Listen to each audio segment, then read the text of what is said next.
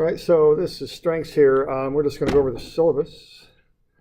So, just for those of you in class, there's probably about just as many as you all are taking this class online, okay? So I record these sessions here that we do, and sometimes I talk to the people online, which I'll do right now. The syllabus is available online, so this is my Moodle page.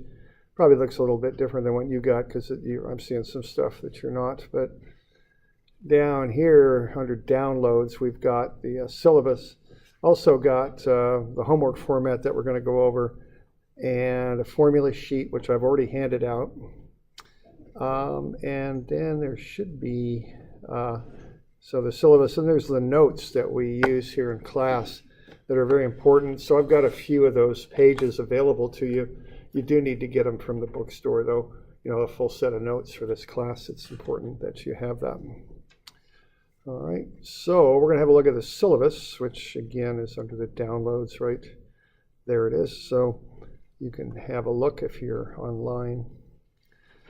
All right, so let's have a look. Shall we do this? I guess we'll go full screen with that. There we go. All right, so now we're full screen, so that's exciting. So here we go. Okay, so I'm David Kidd. It's the wrong office number. I always have trouble with this. It's IA 208 is my office, not 205, but 208. All right, so, but everything else should be right. So it's IA, what should I do here? Is this the right place? No, that probably wouldn't be. That would be. It is correct on the name that you gave us. Yeah, it is. Thanks. Just for the people online. Thank you. Yeah, it's 208. There we go. And you got my email address, office hours, and all that. If I'm free and, you got a question, come on in. I'm always happy to help if I've got the time. We'll meet here in IA 227.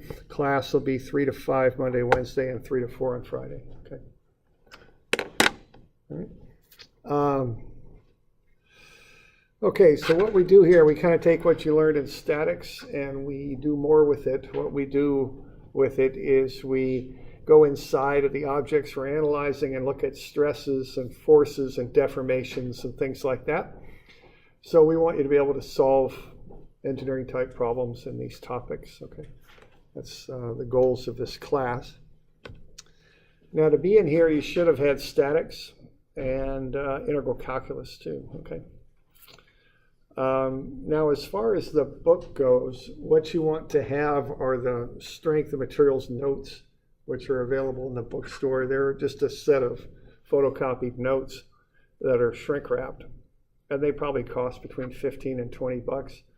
It's very important that you have those because it has a lot of the information that we cover here in class. If you don't have those, you're going to get behind real quick trying to keep up with what I'm covering because a lot of the stuff is just printed in the notes.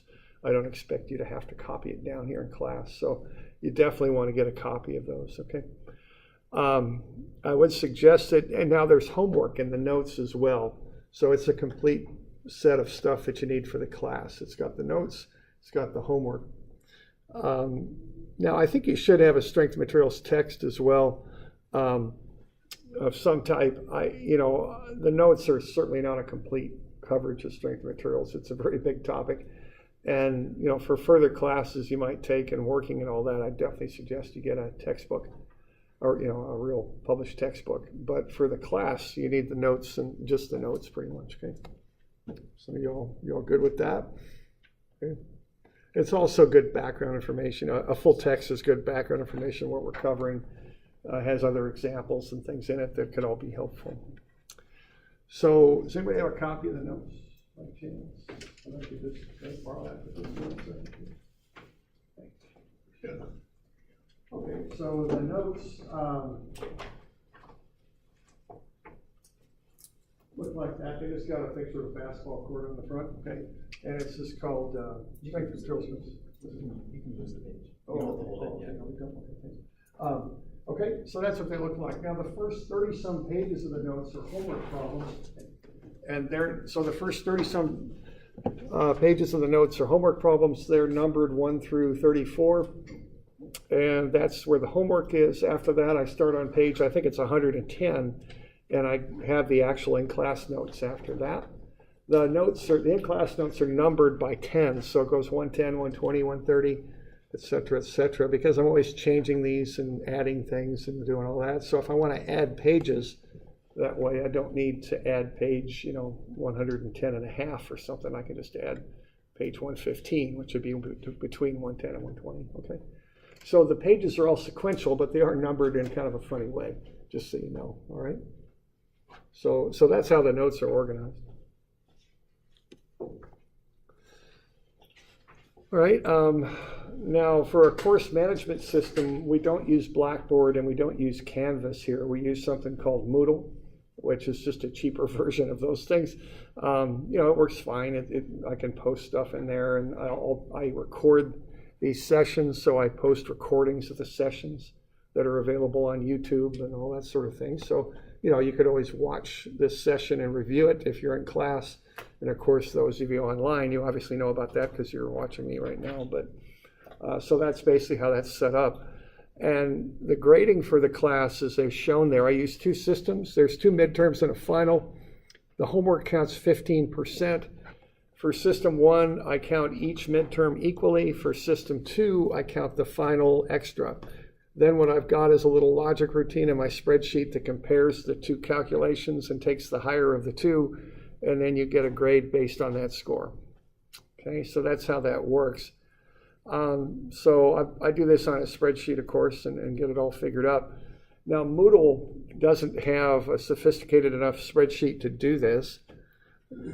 So what that means is I calculate your grade not in Moodle, but on a spreadsheet on my computer. So there is a category in the Moodle grading system that says course total, I think. That has no meaning, okay? That's just what Moodle calculates up. Moodle is not set up to do the grading for me. Moodle is set up to post the scores only. So keep in mind that course total thing that is auto-generated by Moodle that I can't turn off really doesn't mean anything. There'll be a number there, but it's meaningless. The actual grade is calculated on a spreadsheet using this formula. I've got a spreadsheet posted in Moodle you could download where you could keep track of your midterms and your homework and figure out what your grade is. Okay, that's out there and available, but Moodle itself doesn't do it. Okay, so just be aware. But I can't turn off the function that looks like it is doing it. I can't do it. It won't let me. Okay. So we good on that? Okay. All right. Okay, I got a little paragraph there on professionalism. Just means showing up. Attend, participate, show respect for other people in here.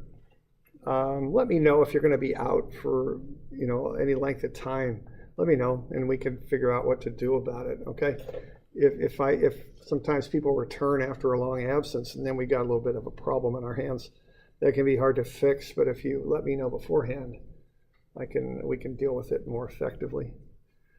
Okay, I've got the schedule there. Okay, that's the basic schedule we use when we're going through the class. Okay, on the back of the syllabus, I've got a list of things that was developed in Pittsburgh. It's just a list of what employers expect. Okay, so it's a good list for school too, something to be thinking about. Got some notes here. Disability services and emergency planning. If you need any accommodations, just let me know and we'll work them out. No problem there. So just notify me. We've got an anti-discrimination statement, which I think just means treat people good, even if they're different than you. Treat them respectfully. Okay, so that's I think what that boils down to.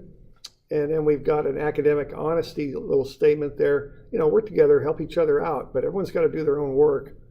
Any cheating on homework or tests, that's going to result in a 0 being assigned for a grade. If that happens on a midterm, you're probably not going to pass the class, if that happens. So be aware of that. Students who aid other students who cheat will also be held responsible. So be aware of that, okay? And just, do your own work, I guess, is basically it. Okay, the final exam is Monday from 3 to 5 coming up, and that'll be in March. So that's the scheduled time for that.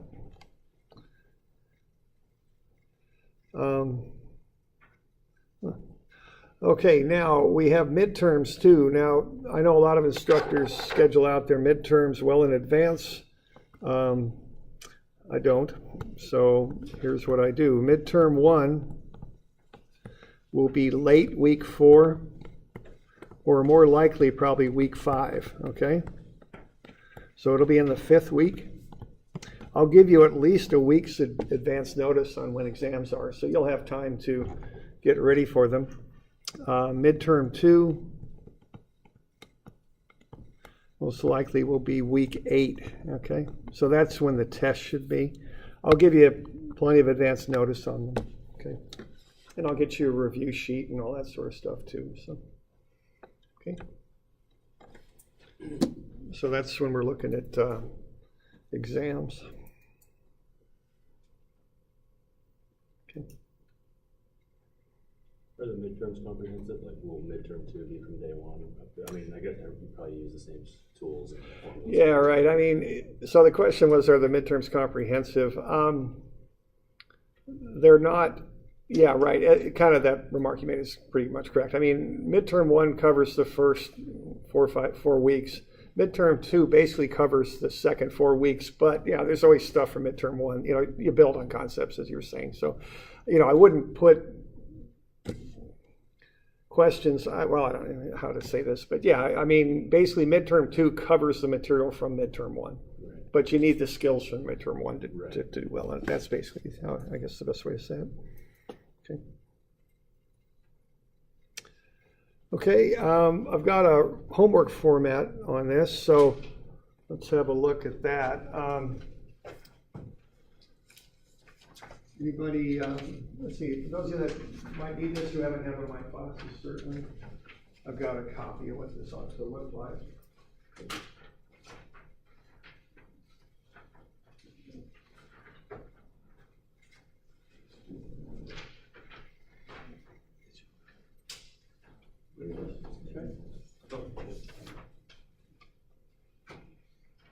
Anybody else? Actually,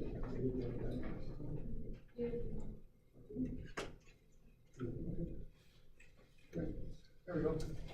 So we good?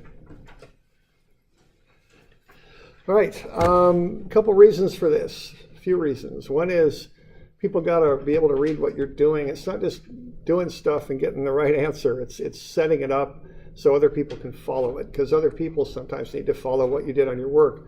I certainly do when I'm grading homework, and certainly when I'm grading tests, I need to be able to do that. So you got to set the stuff up so somebody can follow it. What that means is somebody has to be able to read it, okay? So work does need to be legible. It doesn't need to be block lettered as a drafter would do it, but it needs to be legible. If someone can't read your writing, that's bad, because bad things start to happen if people misread your writing. Last thing is, when you go to work, you're probably going to get billed out at about $100 an hour if you're a consultant. And people expect something for $100 an hour, and they expect the work to look professional. That's an expectation you'll see when you start working. So there's a number of reasons, why I do this, and I think other instructors do it. So what we want the work to be neat and organized and legible. We want work that someone else can follow without having to talk to you to figure out what you did. Use a straight edge just to keep it clean and professional. Put arrows to show the directions of forces and moments. Put all the answers to a problem in one box.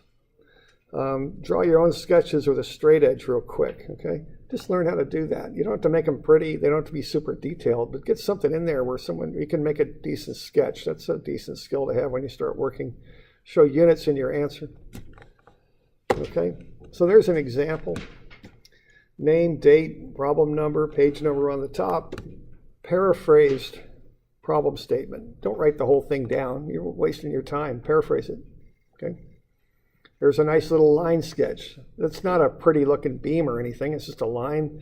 It's a free body diagram, right? What you need to solve a problem. A couple forces, applied force, reactions, dimensions. Done. Okay. Work through the problem in a nice organized way. Put all the answers to a question in one box. Okay, there you go. So that's what I expect your homework to be looking like. Now, in the packet, I've got maybe half the problems are written up for you already, so you can use those pages in the packet when you do homework problems if they're there. But I didn't do them all, so you got to write a few of them up yourself. Okay. So just get used to efficiently creating professional-looking work. It's a skill that'll be good when you start working, I think. Okay. So we got any questions on that? You doing all right? Okay, we're good. All right. A few random pieces of advice. This is out of the OSU paper, The Barometer. What have you learned this year at Oregon State University? And the student's answer was, showing up for class is pretty important. Okay. I think that's good advice. Okay. Show up, engage yourself. Don't take $500, which is what this class costs, $400 plus the book. Don't throw it out. Okay, engage. Do the best you can to learn this stuff. Okay. This is getting to be kind of old, but this is 1999. They built a little Mars rover, and they sent it off, and unfortunately the design team used metric units, and the operations team thought they used English units, and they smashed the rover into Mars, and it broke up into a bunch of little pieces, and that was it. So include your units, work through stuff carefully and systematically, avoid mistakes like that. Okay.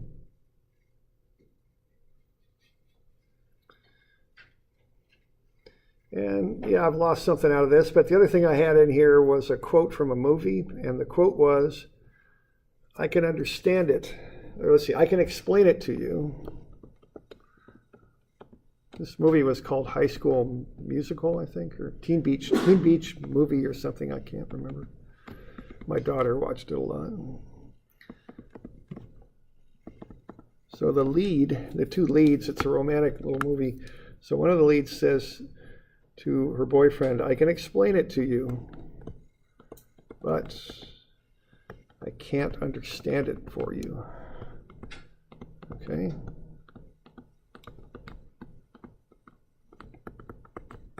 I like that quote, it's pretty good. I guess you should always cite a quote, right? Teen Beach Movie.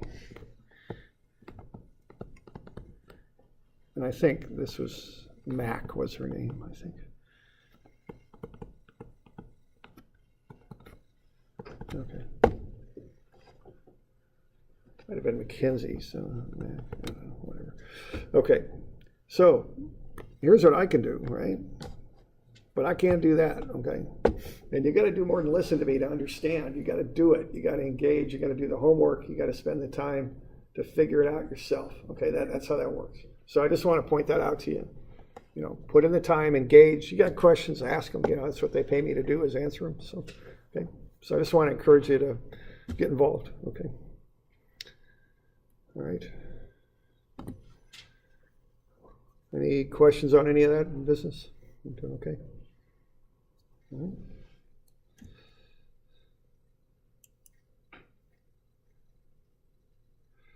All right, let's see what else we got going on here. Now we get into the notes a bit, I think. All right. Now let's see, who does not yet have the notes from the bookstore? Now this will keep you going today, I think. But after that, get them. I think the lines at the bookstore will come down here pretty quick.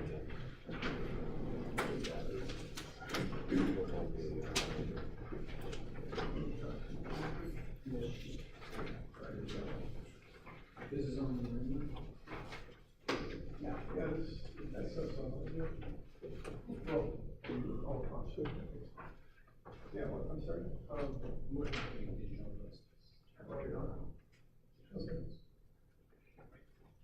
Okay. I don't have the whole thing online, but I've got something to read.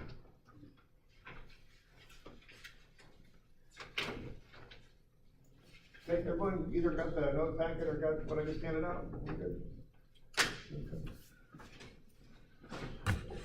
Okay, so for those of you online, if you don't have the packet yet, these handouts are available online. Now, not the whole packet, but the beginning pages are. So, if you're online and you don't have those notes yet, just roll it on down to the downloads, and right there, strengths notes, 110 to 200.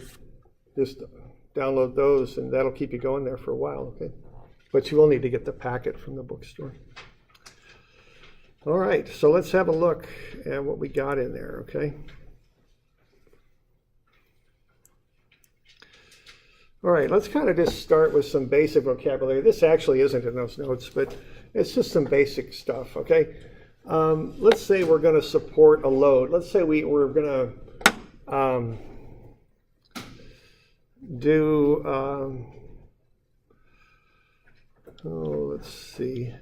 let's say we're going to build a little bit of a covered walkway like what we have here on campus. And why don't I just take a minute and see if I can go find it. Wish me luck here. Let's see. Can I go back? I guess I'd go here. And I did that in the fall. And that would have been from statics, right? And that would have been 2D equilibrium, I think is what that would have been.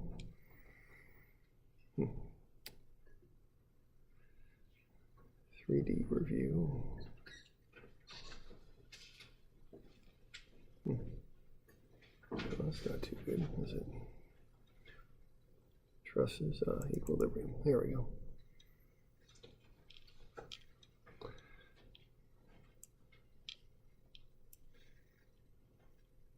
Okay, there we go. So let's say you're going to build that. It's your job to design that. What you've got up there is you've got the thing you want to support. And what the thing they want to support is a roof. Okay? Now, that would be a slab is really what I would call that. That's a big horizontal piece of concrete. And they're also supporting some of the utilities. They run some of the ductwork and stuff on top of that, if you ever look at the top of that. Now, the way they're going to support that load is they're going to put beams under it. Now, what beams do is they run horizontally. They're structural members that run horizontally. If you ever built a floor on a house, underneath the floor, what are called joists. In the old days, they were 2x-whatevers, and now they're these TJI kind of I-beam looking things. But they go under the floor, right? Those are beams, okay? Now, the cross beams here feed into this main beam right there. So this is another beam. This is like a support beam there. It has more, it's got a couple of cross beams running into it. Now, eventually what you do is you go into the column and take that load down to the earth. Now, underneath the column, which we probably, we can't see because it's in the dirt, is a footing of some type. A foundation, okay, and that's probably sitting like that. And I don't know what I called it on your. Well, I guess you don't have that sketch, but there we go. So that's a footing, okay. So what we're doing, we're taking the load, we're running the load, which in this case is that big slab. We're going to put that into a beam. That's going to go into a main beam. That load's going to go down the column. And then we're going to spread the load out in the footing. That's the basic theory of how this stuff works. And then what pushes back up on the footing? The dirt, yeah, soil, okay. Now, soil is not, it depends on the type of soil. It's not the strongest stuff in the world, not compared to concrete or steel, right? So what you got to do with that footing is spread the load out so you don't crush the soil. Okay, so the footing typically is wide so that you spread the load out and you test the soil to see how strong it is and what kind of load it can support. Okay, so that's kind of what's going on there. Okay, that's the very fundamental basics of structural theory. Okay, no, I don't know theory, but just how it's done. Okay, so we're good with that. All right, so the beams run horizontally, columns run vertically. A slab is kind of usually a big chunk of concrete, long and thin or wide and I don't know, long and wide with a certain depth to it. That's basically what we're doing there, okay?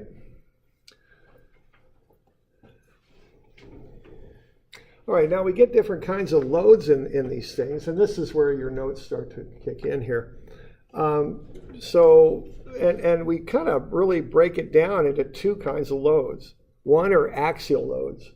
They're called axial because they run through the long axis of a structural member, is the word for that, okay? A member is just some structural element that does something, okay? So axial is also called normal sometimes. And what it does, it stretches something out, in which case it's positive, it's tension, or it pushes something in which case it's negative, it's compression. Okay? So tension is like stretching a rubber band. Compression is like pushing in on a block of some type, okay? That's one type of load. The other type of load is shear. Now what shear does is cause one plane to slide across the other. Okay?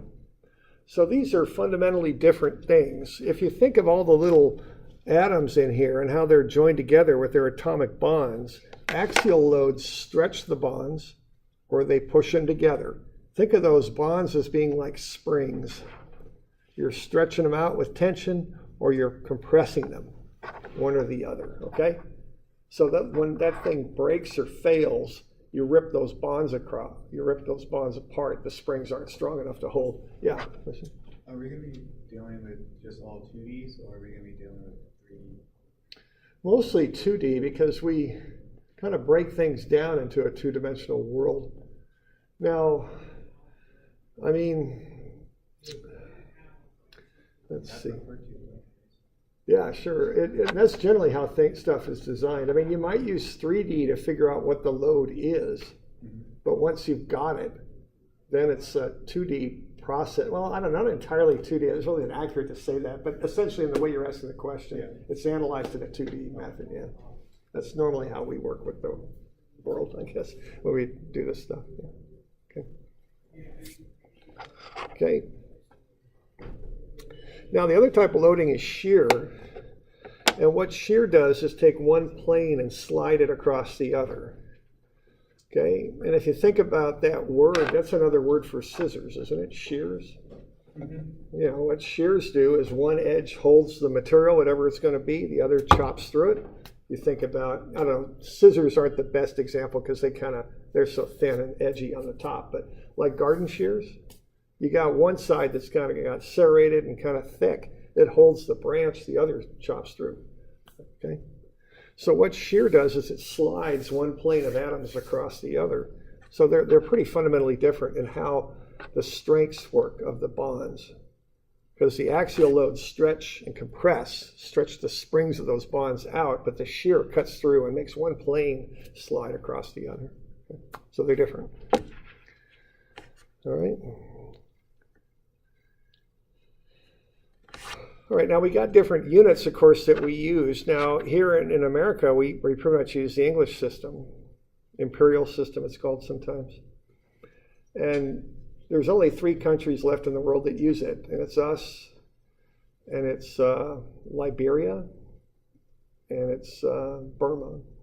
Okay, so we're kind of getting a little isolated on that. Okay, the rest of the world, England itself uses the metric system now. But we still use this, and we're such a big economy that we just have never switched over, okay? So we use pounds for our force unit, but that's pretty small for a force unit, so we use kips, which are kilopounds. A kip is 1,000 pounds. So a structural engineer in this country will talk about kips. It means 1,000 pounds. Our length unit is inches, so we get PSI, pounds per square inch, or KSI, kips per square inch. Okay.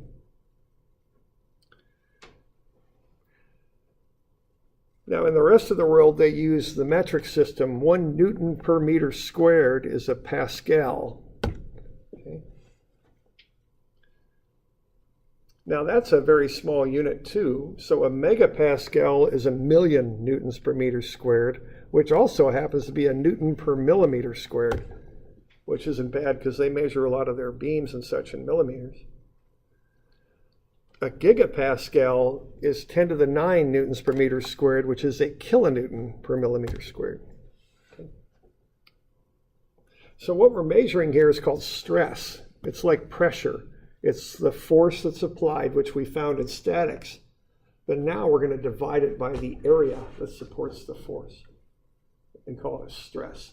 It's like pressure in a fluid. Because, see, we can rate a material on the stress it can handle. So if we know the stress in our beam is 10,000 pounds per square inch, we can go look at a table for the material we made the beam out of and see if it can handle 10,000 pounds per square inch. See? That's why we do that. All right, so those are some of the units. So we doing all right?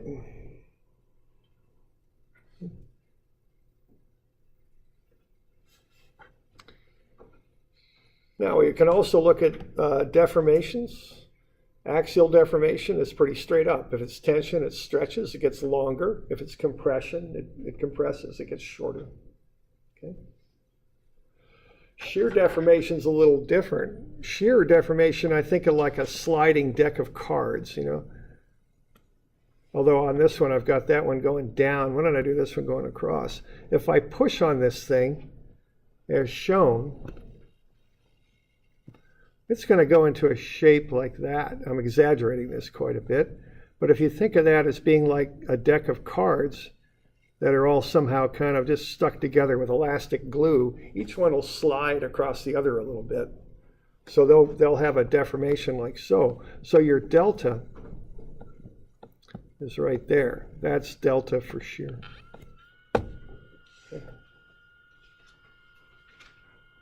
So on this one, delta would be right there. Okay. Yeah. And that's equal to PL over AE? Depends, not exactly for shear. That PL over AE is a formula for the top case, for the axial. You got to modify it just a little bit to use it for shear. Not much, but you got to modify it slightly.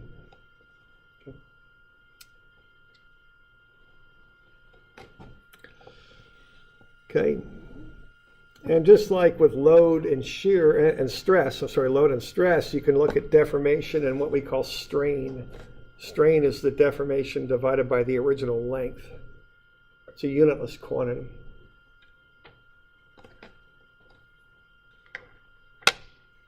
Okay.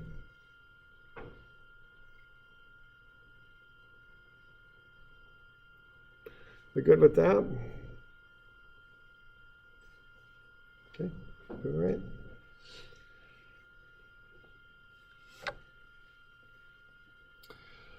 All right. Other common loading conditions. One is bending stress. If you take a beam and you load it, it'll sag perhaps, or it might bow down, bow up. You're going to get stresses that build up on account of that bowing action. Yeah. Could strain be expressed as a percentage? Yeah. Yeah. You could call percentage strain. Normally it's just a straight number because it's easier then to do other things with it, you know, mathematically. But yeah, you just multiply it, kick it up by 100, and you'll get percentage. Yeah, sure. And it's sometimes that you see that in stuff that's written down in graphs and stuff. Sometimes you use percentage. Okay, so that's bending stress there. There's also something called torsion. So those of you that are mechanical type engineers, if you have a drive shaft coming out of a motor, that thing's in a state of torsion. It's being twisted. Okay, so that's another type of loading condition that we can look at. Is torsional 3D? Well, that's kind of what I was talking about earlier. I mean, it is a 3D phenomenon, but it leads to a shear that you can pretty much just handle in a straight 2D kind of way. Although I don't know, it's just semantics. It's not that big of a deal, but yeah, it's not like I'm going to be throwing three-dimensional vectors at you here much. We'll analyze things in kind of a more algebraic, just kind of working through it kind of way. Okay.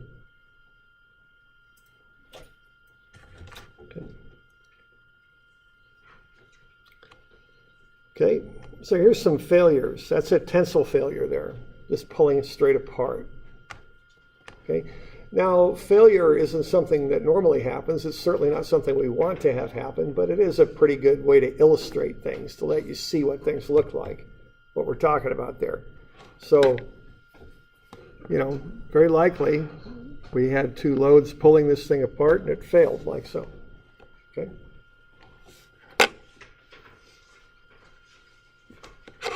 There's a compression failure. Okay.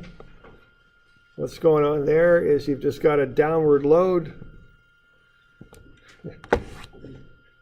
And I don't know, this amuses me in a few different ways, but I'm sure we could talk very theoretically about what happened there, but it looks pretty straight up what happened, man. I think this got crushed, right? I mean, that's really about it. That's compression, okay? I'm always worried about, you know, I know NASA's on a budget, and I hope they're not building stuff out of 2x4s at NASA. I don't know. Well, I don't know. Hopefully they were just doing some research. I don't know. But there you go, okay? Okay, there's that idea of sagging and bending stress. It turns out, we'll get into this later, if you've got a beam and it sags, the bottom is in tension. It stretches, the top gets compressed in a little bit. That's compression. Okay.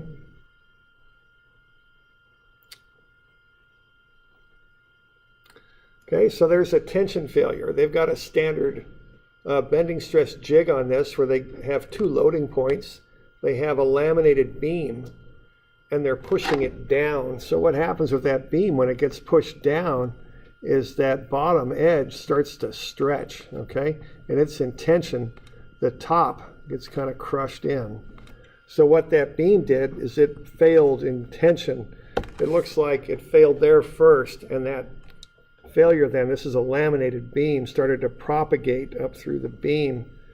And you can see kind of the deal here. You know, once that bottom fails, you're in trouble because the beam doesn't have that structural integrity anymore, and that crack just kind of started working its way up. Okay, so this is, you know, we design things so this will not happen, obviously. Okay. But that's a tensile failure that started on the bottom of that beam.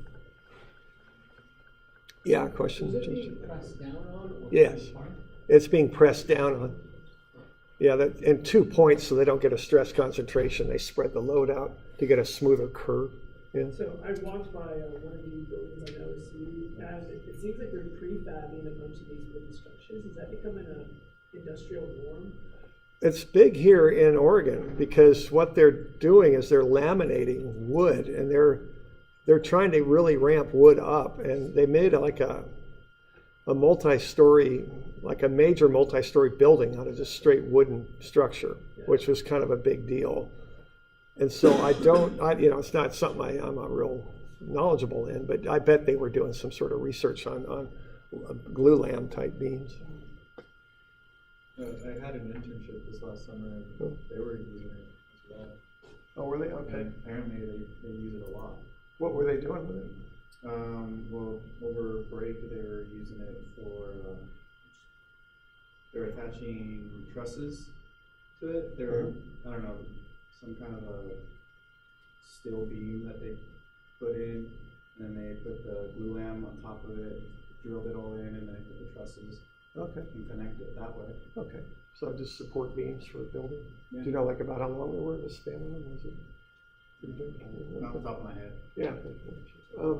You know, that it's been a real long time since it was the Safeway building, but it's down at that building on the corner of Queen and Pacific. So on the northwest corner, and near the canal that goes through Albany there. That has some glue lam beams that ran all the way across it. Really, you know, they arched them a little bit to get some more span out of them. But yeah, you can do a lot, you know, with wood. And that's an old building that wasn't used for, that wasn't real high-tech kind of thing. That was just basic glue lam. The old Safeway. Yeah. Yeah. It's like the like Harbor Freight building. It's got like the wavy roof. Yeah, right. Yeah. Yeah, it was interesting. So, you know, and you know, they talk about sustainability and all sorts of things. Might have been up in Portland. I can't remember where they built that wooden, they called it a skyscraper. I don't know how many stories it was, but Yeah, I think I know the building you're talking about. Yeah. I just heard about it. I don't know where it is. Or oh, where they talking about it? Okay. Yeah, that's the training department was a little bit involved with it. Oh, really? Okay.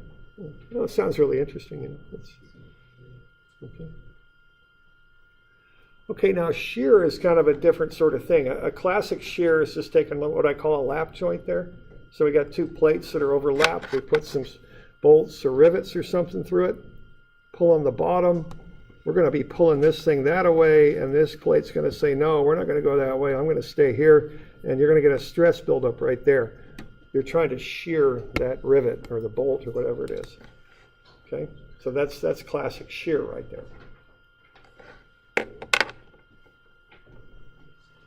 Okay. Okay, there's a pair of shears. This thing really isn't meant to cut. That's meant to more hold. That's serrated there. Hold that. You hold a branch with that, then you take the top blade and shear through. That's why those are called shears. Okay.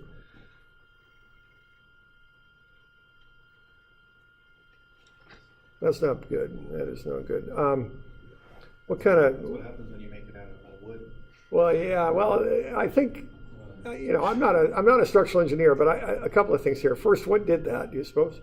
Earthquake? Yeah, that's an earthquake. Okay. And that introduces lateral loads. Okay, sideways loads. Now look at the design on this thing. See what happened when that garage door was open? See that open space there? Okay, no shear wall. Shear wall is a wall that prevents swaying.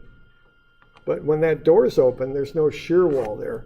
And that whole building could just start swaying with that top heavy upper story here. And then you just got some posts down here pretty much. There is a wall there, but that thing just went away. Nothing in there. It's not even aesthetically pleasing. Yeah, I know. It looks, yeah, I agree. And so you're saying that if the garage door was down, it would have? Well, I'm not. Yeah. I'm definitely not going to say that, but Right? yeah, I'm just saying it would have helped had that door been down. It would have been more of a, it would have resisted that sideways lateral motion more. Who knows though? I mean, that looks like a pretty serious earthquake. Okay, and y'all know. I mean, you do an engineering in this state, west of the Cascades, you better know a little something about earthquake now, because there's something coming next 100 years or so, 200 years. Yes. So, but are they actually expecting the buildings to survive? I don't know. I'm laughing, but I don't know. I'm not laughing. I'm laughing because it scares me, and that's what people do when they. I don't know how bad it's going to be, but it's going to be worse than any other earthquake. It's building up. The longer it does not happen, the more stress builds up. Yeah, basically, I don't know if you've ever been to Portland. Every single bridge, but Yeah. I believe the 405 bridge will be. Yeah, bridges are a big deal, yeah, because our bridges are not designed for this. And see, if all those bridges go down, We'll have jobs. what's that? We'll have jobs. Well, yeah, after the year to kind of clean up the mess. Yeah. Okay. I think it's the 405 bridge, and the Ross Island bridge, Portland. Okay. The only two left are like the 12 bridges. Yeah. Well, those bridges are old truss bridges. Yeah. They're not made to. 205 across the river. It's 205? Okay. I think the bridge, the new one in the south part of Corvallis over the Willamette, that might hold. Yeah. But look at that little truss bridge going across in Corvallis. Yeah, I think so. Okay. So, that's going to be a mess. Okay. So, they're trying to do something about that, but it takes money, lots of it. Okay. Okay, another example of shear is a landslide. Okay. One layer of soil sliding across the others. That's a shear failure. Okay. Yeah, avalanche, a slab type avalanche. Yeah. Okay, you can also get shear when you bend something. If you take a deck of cards and bend it like that, each card slides across the other. That's what's going on here, see? See those offsets? The glue's failed on this beam, so that those planes are sliding. So when you bend a beam, you get shear buildup too. Okay. All right. Okay, we've also got torsion. Torsion is kind of a twisting action on a shaft. Here's a pump, here's a motor. with a shaft coming out of it, a belt there to drive this, probably a pump down here. So you're getting torsion that builds up in that drive shaft and in the shaft that runs the pump. So that'll make that shaft twist a little bit, okay? There's a classic setup on a pump, motor, shaft coming out of it going into the pump. So that shaft will experience torsion.